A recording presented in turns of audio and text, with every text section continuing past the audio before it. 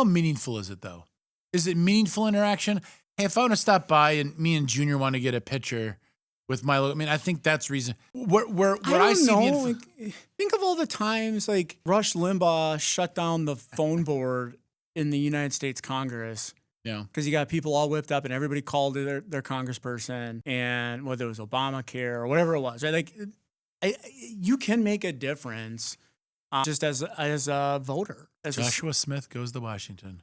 But to what we were talking about, the lobbyists now not only get time, they get real influence because they're bringing a check with them for a donation. It is not uncommon. In fact, I'd even say it's almost common practice now that lobbyists write the legislation for 100%. Here is my idea. This is why it benefits me and mine, or you and yours, your state and your district. And here's some suggested language we would introduce into a bill for you. Oh, by the way, here's $250K for a campaign. Yes. You're thinking there's nothing wrong with it. Who's gonna?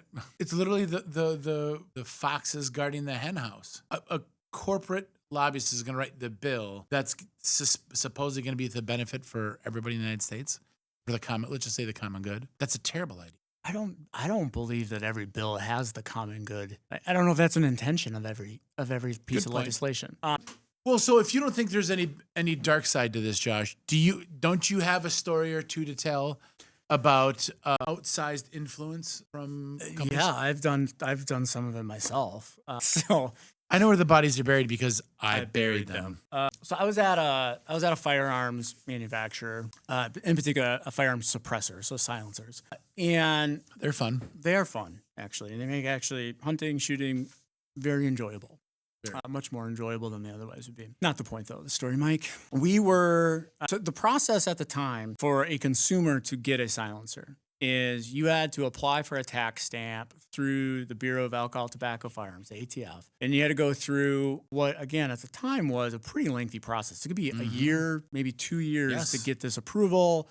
And then once you get the approval, then you're able to buy the silencer. And you had to do it for every silencer. It's not like you go through this approval process once and then you're good to buy as many as you want. It was every single time you had to pay this thing called a tax stamp. It was a $200 tax stamp. And we had this great idea that we should change this because so the business model at the silencer company that I was at is, hey, it's a real pain in the ass to get a silencer.